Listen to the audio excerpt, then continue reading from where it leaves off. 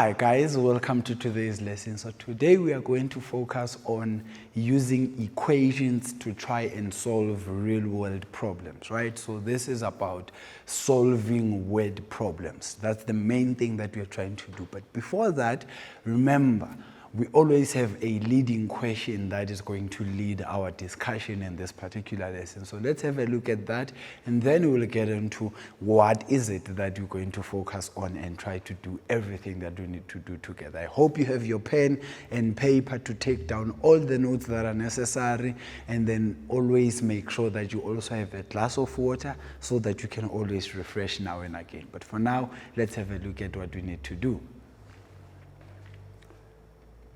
So, have you ever thought about how can you use equations to solve real problems? So when you talk about real problems, we're talking about, you know, those problems when they say the father is 3 times the age of the son and the mother is 2 times the age of the daughter, then that's what I'm talking about here. But we'll have a look at some examples just so that I can make this to be more understandable. Remember, algebraic equations, we have different types of them: linear, quadratic, cubic, hyperbolic, exponential, and literal.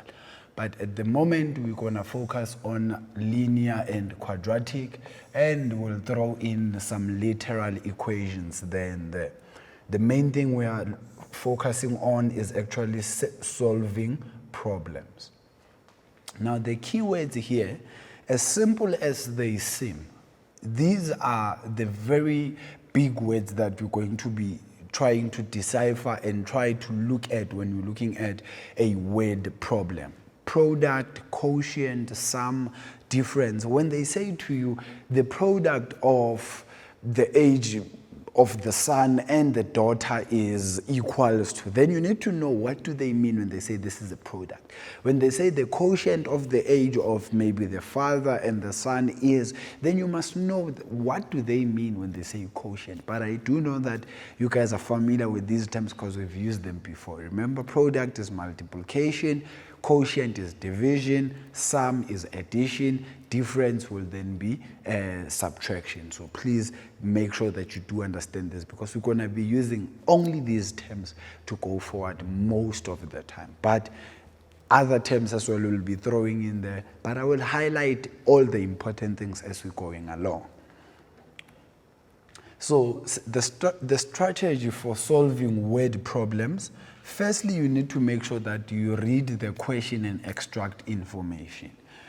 Without you reading the question and extracting what you think is important, you will not be able to solve the problem. Because remember, here it's all about language, right? They give you a sentence of maybe 4 lines, and you need to try and analyze it and break it down into mathematics. And then one most important thing that you can always try to do is to draw a sketch of what they are saying and then state what the variables are. So you're going to assign certain things. Maybe with the age example that I've been talking about, we'll say the age of the father is X, the age of the son is Y.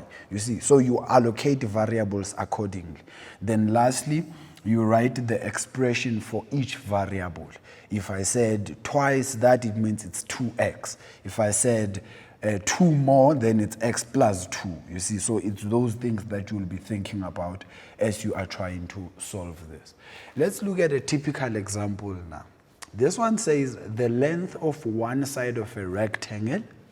So there is one side of a rectangle is 5 units longer than the length of the other side. Immediately I know that. It means if one side is 10 units, it means the other side will be 15 units, right?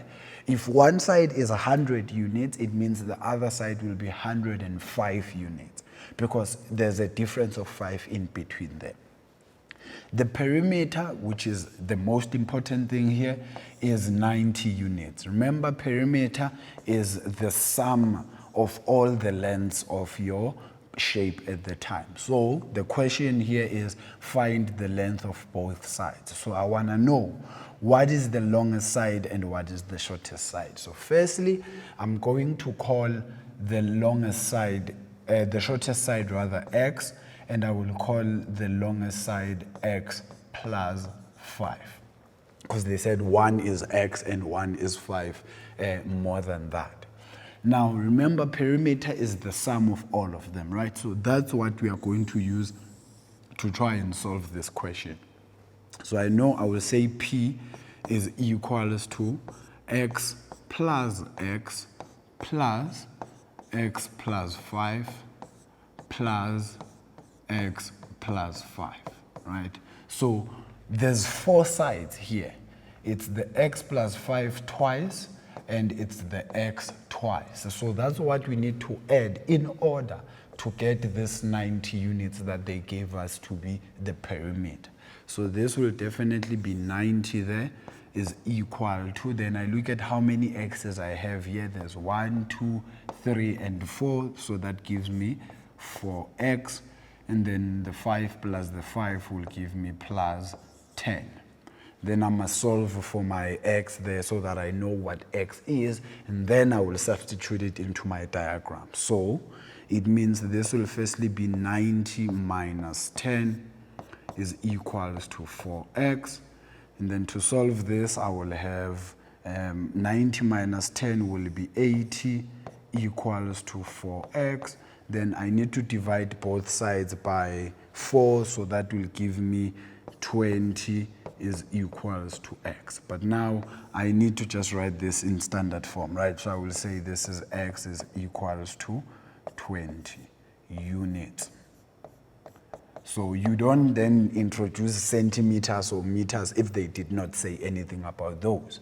So what do I know? I know that length 1, I will just call it L1, is equals to 20, and then length 2 is equals to 20 plus 5, which is then 25, right? So that's what I will then have there as my answer.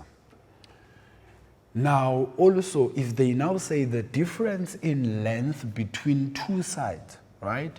Immediately, it's the difference in length. It means it's x minus y of a rectangle is 20 units. So this is given to be 20 units. Then the area of this particular rectangle is 800 units squared. So we need to find the length. So I will be using x and y most of the time because that's what really we are used to.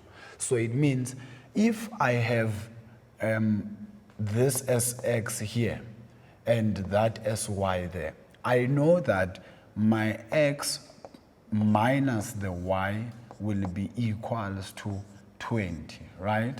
But then I think I must rewrite it in another way so that it shows which one is longer. Remember, the y will be the longer one most of the time. So it will be y minus x is equals to 20, right?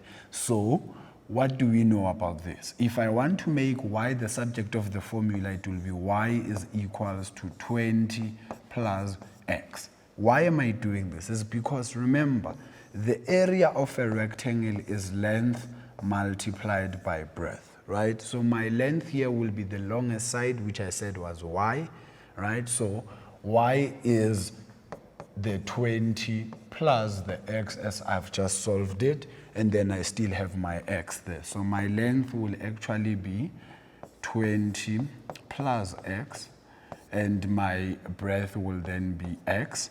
And they told me that this is equals to 800. I must solve for x. To do that, I must multiply that by distributing. So this becomes 800 is equals to 20x plus x squared. And then I will just write it here, x squared plus 20x minus. So I'm going to take the 800 to that side, which will be minus 800. Is equals to 0. You must solve for x there in order to know what this is. So I'm going to open 2 brackets there. Now I'm just going to, so that for time's sake, I'm just going to use this on the calculator here. So on my calculator, inside the square root, this is going to be 20 squared minus 4 into 1 into the negative 800, and this will give me 60. So already it means I have 60, so this is going to be, why am I doing this? It's the same as me just saying minus 20 plus 60 over 2 and minus 20 minus 60 over 2. You don't really need to do this. This is just me trying to do my own mental math, but you can just use a calculator. So this here will give me 40, and this here will give, or this will give me 20 rather, and this will give me 40, right? So it will be negative 20 plus 60, which is 40 over 2, and that will give me 20. So it will be x, there's a 20 there, and this will be x, and plus, it will be 80 divided by that will be 40, right? And then I solve this, it means x is equals to 20. I will not take the negative 1 because we can't have a negative length. It means y will therefore be equals to 20 plus 20, which is equals to then 40. All right, so that's what I then have there. So the main thing here, guys, is to always allocate a specific variable to the question that you are given. Make sure that you understand the terms that are being used, and then set up an equation or an expression and then solve it accordingly. From me to you, let's just take a quick ad break, and we'll be back with some more examples to look at together, and then we'll see whether you guys understand this or not. I'll be back just now.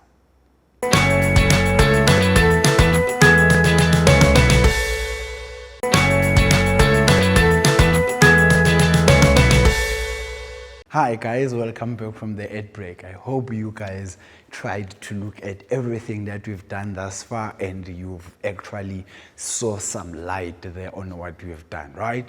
But now I'm going to do some questions that I adapted from the Siavula platform that is found online, right? So you can always go check it out.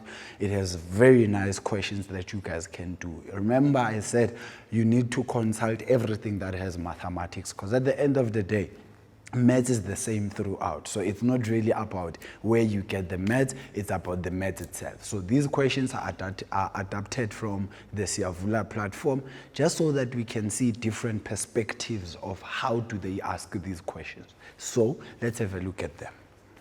Now, the very first question, as I said, I've adapted it from the Siavula Maths grade 10 platform online, that is. It says the sum of 23 and 16. So if I add 23 plus 16, already I know that, is equal to 73 more than an unknown number. So already you know that there is an x there, right? So this, the 23 plus the 16, we are being told that it is 73 more than. So it will be x plus the 73. I want to start with the x. Why? Because it is 73 more than. So it means if I know what x is, I must add 73 to it in order to get that particular sum that we are talking about. And then the question is, find the unknown number. To do that, already I've set up my equation, right? So the unknown number, I've let it to be x. You don't need to say let it be x, because already there is an unknown. And under mathematics, most of the time when you have an unknown, we use x for that. So to add on the left-hand side, I will have 23 plus 16, which will then give me 39. And this will be equals to x plus 73. I'm just going to swap them around without changing anything, just so that I can work it out on a normal basis. So this is the same as x plus 73 equals to 39. So I didn't change anything. I just wrote them in the way that we are kind of used to. So to work out this, I will say my x is equals to 39 minus 73, which I will then need to work it out, right? So this will be x is equals to. So this you can take it as the same as 73 minus 39, right? But the answer must always be negative. So that is actually going to give me 46. So the answer here will be 46, but a negative 1. Let's just verify that my answer is correct. Remember, it's 39 minus 73, which is 34, not 36. Okay, so this is actually supposed to be our subtracting 29. So this is supposed to be 46. Okay, so this is negative 34. Sorry about that. All right. So that will therefore be my answer here of what I need to do. The next question says the product. Remember, I mentioned that these words are important, so you need to know them, please. This means multiply. And please look at the difference between my multiply and my x, right? Because there is a difference. Of two consecutive integers, negative integers, is 3,306. Then we want to find those two integers. What does this mean? It means that if I have maybe, we're still gonna use x and x plus 1, right? The product of these two consecutive means one is one more than the other. So this one here, let me highlight it for you. This one is one more than the previous term. That's what consecutive means. So if I say 1, 2, 3, so 1 and 2 are consecutive to one another. Why? Because 2 is one more of the previous number that we had. So that's why I'm just making it plus 1 there. And we are told that this is equals to 3,306. Now I need to find what x is so that I know what my two numbers are. So this is actually going to be x squared plus x equals to 3,306. I will take everything to one side, plus x minus 3,306 equal to 0. I will need to open two brackets. So remember, I'm gonna go back to my mental maths again. By the way, okay, let me actually show you with this one, right? How to then find the factors, because then I'm doing this mental maths, but I know how to do it. So if you do not know, then it becomes a problem. So let me just show you how do you do that. On your calculator, you will press the number that you want to get factors of. That's 3,306, an equal sign, and then you'll press shift and this button that has some apostrophes, I think, at the top there. And this still gives me 3,306. So I think, okay, this calculator does not seem to have what I want us to talk about. So I'm just going to do it my way. But I will show you at the end of the day how to actually look at it. So remember, this formula is going to be minus b. So that's minus 1 plus, let's just quickly check whether this will give us what we want, squared minus 4. We call this a quadratic equation, by the way, to solve equations that are too big or that you cannot factorize. And this will be divided by 2, and this will give me 57. And then if I change this and make it a minus, it will then give me negative 58. All right. So it means that I got two answers, right? X was equals to 57 and x was equals to negative 58, right? That means this is the same as x minus 57 and x plus 58 equal to 0. Now, guys, when we do our quadratic equations, right, there is something we call a quadratic formula, just so that I can give you what I was busy doing here. And the formula is normally given by minus b plus or minus the square root of b squared minus 4ac all over 2a, right? So this is just the formula I've just used on the calculator to try and find the two answers that I need to find. So you can always consult it, but if you can factorize this, then just go straight to factorizing. Now remember they told us that these two integers are negative, right? It means I must take the negative answers here and not the positive ones. So x will be equals to 57 or x will be equals to negative 58. It means therefore x is equals to negative 58. That's the answer that I want. Now, the consecutive number to this will be x plus 1, remember, which is the same as negative 58 plus 1, which is equals to negative 57. So my answers are negative 58 and negative 57. And you know on the number line, they do follow each other. Then the last question now is the diagonal of a rectangle is 25 centimeter more than its width, right? So I'm just gonna go to the next slide where I actually have the diagram to show you. Now, if I draw my diagram quickly of this, right, I will have that there. So they're saying the diagonal of this is 25 more than its width. The length is 17 more than its width. So the length will be this one, which is 17 plus the width, and this will be 25 plus the width, and this will be the width. You see? And then from there, what do we want? We want the dimensions of this. Already you know that a rectangle has a 90-degree there, so I'm going to use Pythagoras Theorem. So this will give me 25 plus w all squared is equals to w squared plus 17 plus the width all squared. So the only thing I have is w that I'm going to use to find all the dimensions. So to do that, I will find what this is. So 25 squared is the same as 5 there. So this is 225 rather. 225 plus 50w plus w squared. I'm just foiling out, guys. I'm not really doing anything that you are not familiar with. Then plus, so my 17 squared quickly, 17 times 17 will be 289.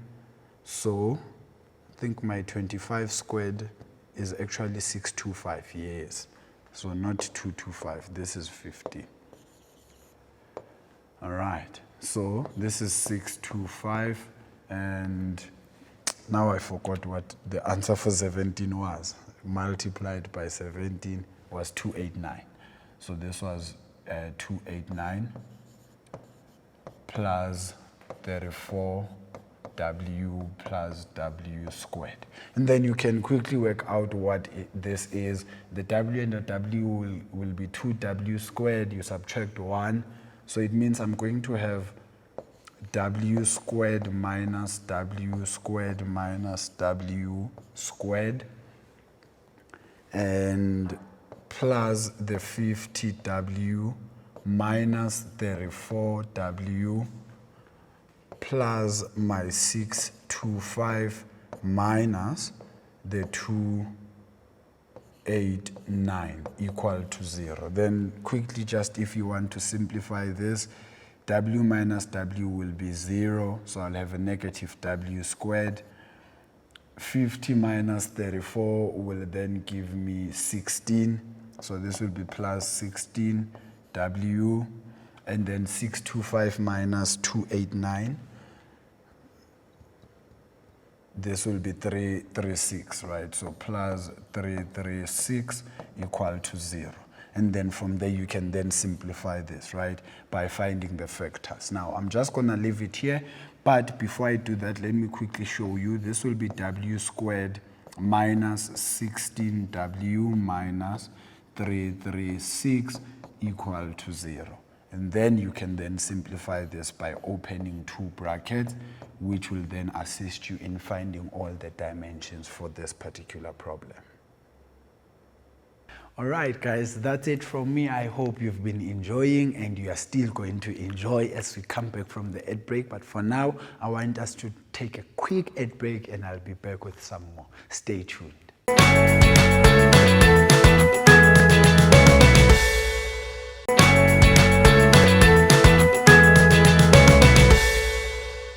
guys, welcome back from the ad break. So we are still looking at solving problems, right? Using quadratic equations or linear equations. But now, what happens when now I have two unknowns that I need to solve at the same time? So you saw with the previous problems that we've been looking at, they all look at trying to find one unknown first and then only finding the other unknown later, because they have a relationship that is a bit easier to understand. But now if there is two relationships, right, that we need to be thinking about, how do we then solve this, right? This is then called simultaneous equations, which is what we're now looking at now. I know it sounds scary, but I'm sure you guys have actually experienced this before, and we can then just refresh some memory on that. So let's have a look at it.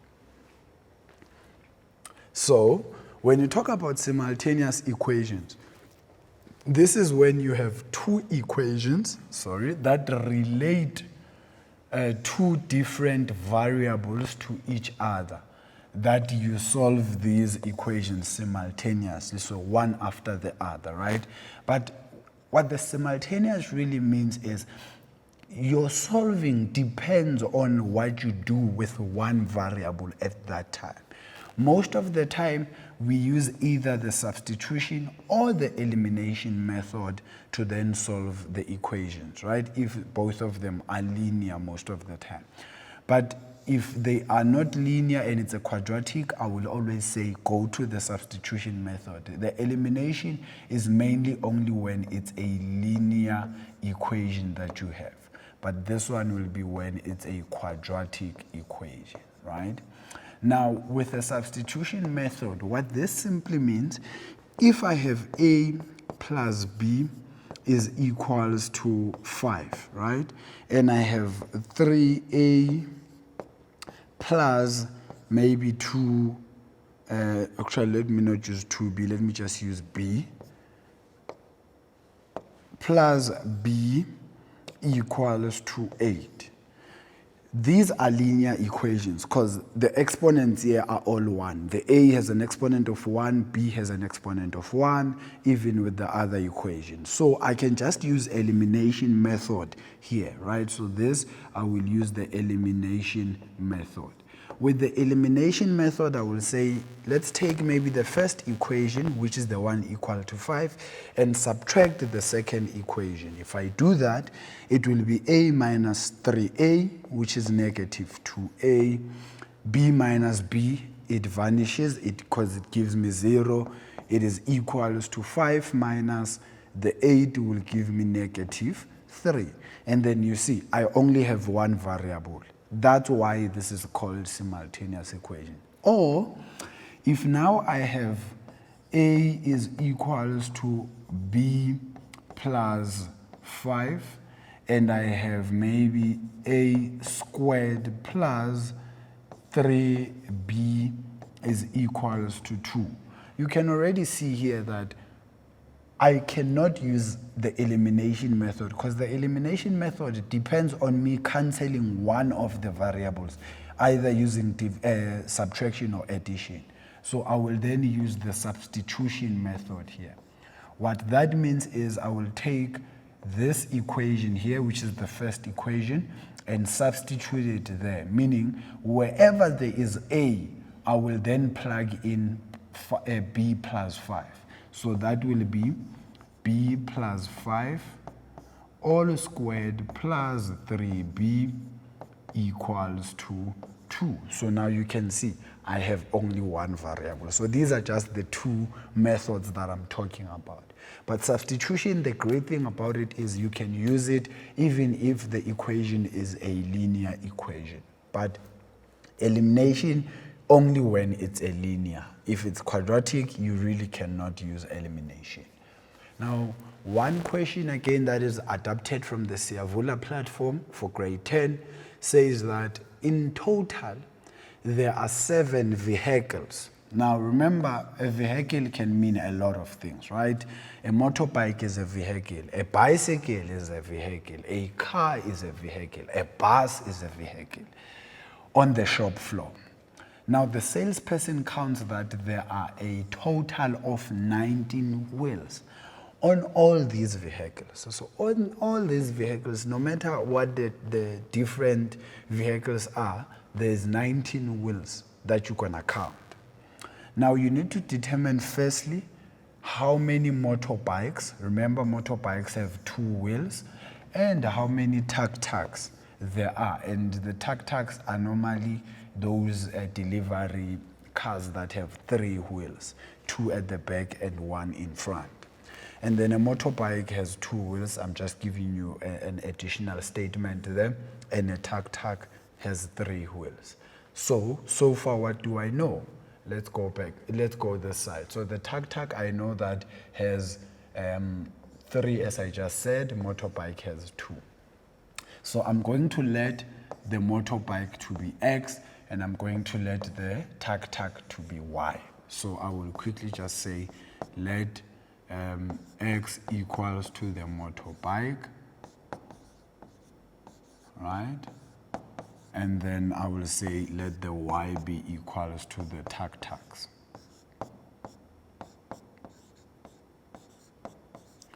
Now, I know that I said with the previous ones, you don't necessarily need to be saying that let this be the case, let this be the case. But here now you are dealing with 2 different variables that you do not know.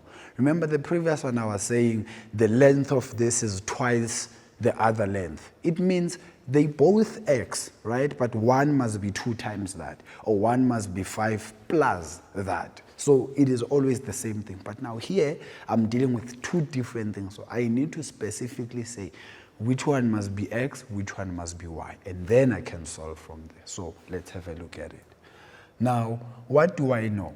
I know that in total, there are 7 vehicles, right? It means that X plus Y is equals to 7, right? The number of motorbikes plus the number of tuk-tuks must equal a 7. The number of wheels is going to be the motorbike is 2x, right? Each bike has 2 wheels plus the tuk-tuk has 3 wheels. So, and this must give me a total of 19 wheels. And then I will use, already you can see they are both linear, so I can just use the elimination method. To use the elimination method, I must make one variable to be the same with the other, right? So I'm just gonna multiply this by 2, right? So I'm firstly getting rid of the x, and then I will solve y, and then at a later stage work out what I want. So if I do that, this becomes 2x plus 2y equals to 14, and this is 2x plus 3y equals to 19, right? I've just rewritten the other equation as is, and then I'm going to use subtraction here. The first equation minus the second equation, so that will give me 2x minus 2x is 0. 2y minus 3y will give me negative y equals to 14 minus 19 will give me negative 5, and then it means that I have y is equals to 5.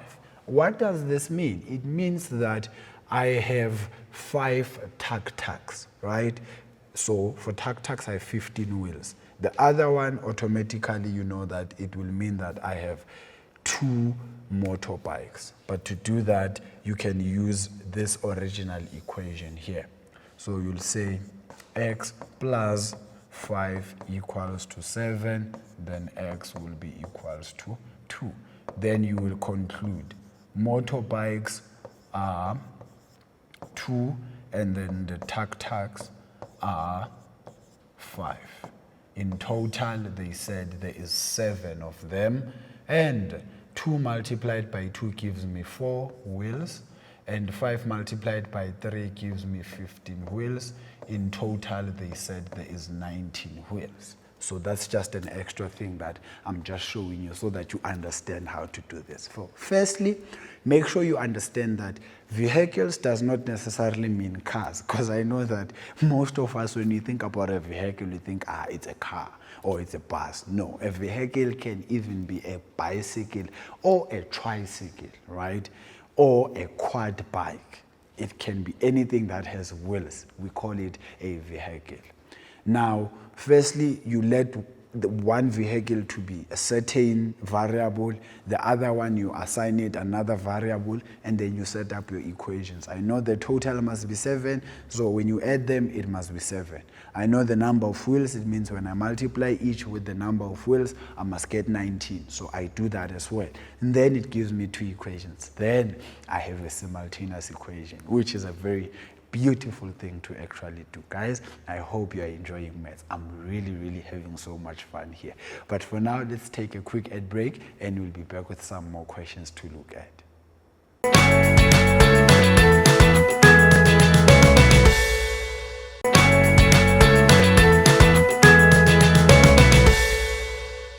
Hi guys, welcome back from the ad break. So now we are on our last segment for the show. We are actually going to look at 2 more questions that involve simultaneous equations.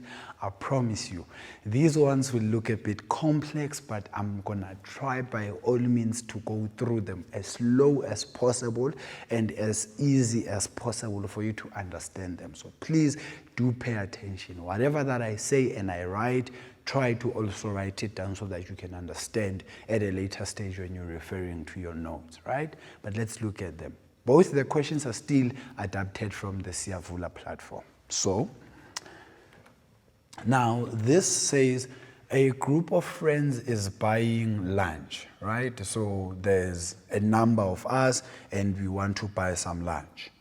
Now, here are some facts about their lunch. They did not tell us how many people are there. They just told us that it's a certain number of people. So, because I don't want to be confusing you, I'm just going to let the pizza be P and I'm just going to let the burger be B, right? So I'm just going to use P and B so that at the end it's easier for us to see what we are talking about. Now, a pizza costs 7 Rand more than a burger, right? So it means if a burger is 20 rands, then a pizza will be 7 rands plus the 20 rands, right? The group buys a total of 8 pizzas and 2 burgers. The total cost is then 326 rand. We need to find the price of a pizza and of a burger. So, remember I said we're going to let this be P, we're going to let this be just B, right? That means the first statement, a pizza costs 7 Rand more than a burger. It means that the pizza will be equals to a burger plus the 7 Rand. Right? So that's what we are actually being told here, that if I want to buy a pizza, I must add 7 Rand to the price of the burger. So that becomes P is equals to B plus the 7. Now, what else do I know? I know that they bought 8 pizzas and 2 burgers for a total of that. So it means 8P plus the 2B will then give me a total of 326 Rand. So they spent a total of 326 Rand, right? So you can already see that one variable is the subject of the formula here. So I can just quickly use what? Use the substitution method, right? I'll just say use sub method, substitution method. Now, using the substitution method, wherever I see P, I'm going to substitute the B plus the 7. So this will be 8 into B plus 7 plus 2B, and this will be equals to 326, right? 326, not 66. So 326. And then you can now see that I only have the beggar as part of my question. Then I want to solve for B at a later stage. I will substitute it in order to get what P is, right? So to do that, this will then be 8B plus the 8 multiplied by the 7 there, which will then give me, let me quickly just verify that, 8 times 7 will give me 56, yes. So this will be 56, then plus the 2B is equals to the 326, right? And then I add my like terms. This will give me 10B is equals to 326. Why am I writing 6 again? 326 minus the 56, right? And lastly, I will have 10B as being equals to, if I minus, if I minus 56 from 326, it will then give me 270. But just for us to be sure on what we are doing, I will just press it quickly for you. Minus 56, it will be 270, yes. And then to solve for B, I will substitute both sides by 10. So I will have B is equals to 27, right? So 270 divided by 10 is definitely equals to 27. So that means the cost of a burger will then be the 27 rand. But because we know that the pizza costs 7 rand more than that, we will then need to add 7 rand to that in order to make sure that we get the prices correct. So I'm just gonna go, here quickly. So it means the pizza will be equals to 27 rand plus the 7 rand, which will be equals to 34 rands. Now, I just want us to verify whether what we've done so far is correct. By doing what? By substituting it back here, right? So that I can get the 326 that they spent. So that means I will then say my pizza, they bought 8 of them, and that is multiplied by the 34 rand for each, plus they bought 2 burgers, which go for 27 rand, and this will give me 326 rand. So you can see it means we did the right thing there. Now, another question as well says 2 jets are flying towards each other from airports that are 1,200 kilometers apart. One jet is flying at that particular speed, and the other one is flying at that particular speed. If they took off at the same time, now the very most important thing here is that they took off at the same time. How long will then it take? So how long, we already know they want us to find the time for them to pass each other. So when they pass each other, it means that the distance that they would have traveled will be the same for both of them. That's how we can get this, right? So the distance that each jet travels, because remember they are 1,200 kilometers apart. This one here, the distance that it is going to travel and the distance that this one is going to travel, they need to be equal in order for these things to then meet at a certain point, right? That's what we are looking at. Not the time, because remember they traveling at different speeds. So we couldn't talk about the time being the same. No, the distance must be the same.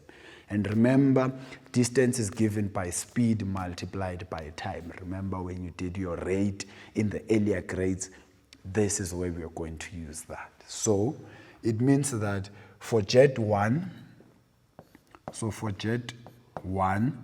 I will say the distance is equals to the speed multiplied by the time, and the speed and the time. So I know that the speed of jet number 1, where is it again, is 250. I will use that one. So this is 250 multiplied by time, right?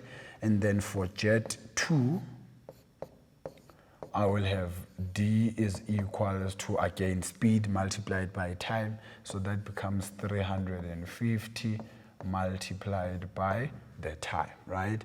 But what do I know? I know that d1 plus d2, right? Let me call this d1, that d2. They must give me 1,200, right? So that's what I know.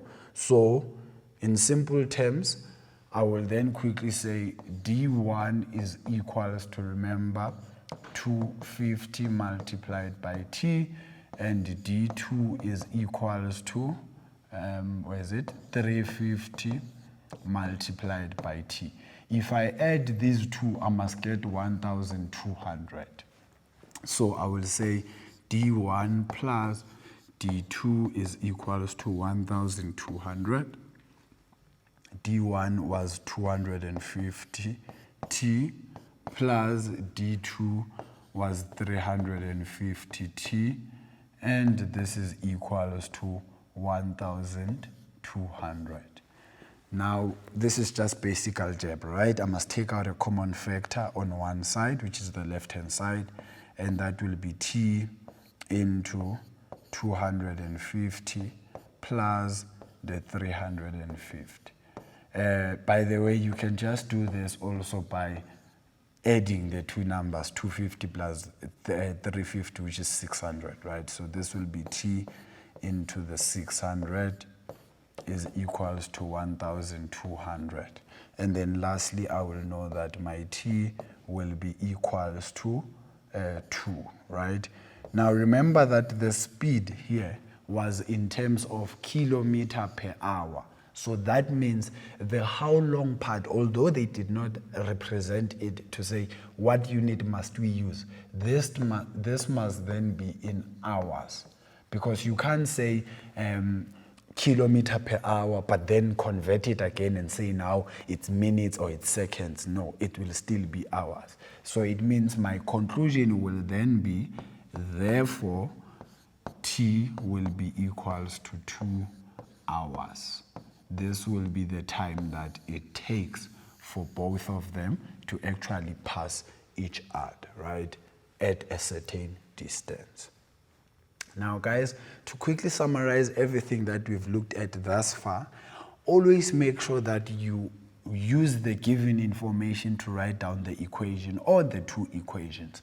Now, I normally see people ignoring some things that we give them on the statement and they think they are not important. Please understand me.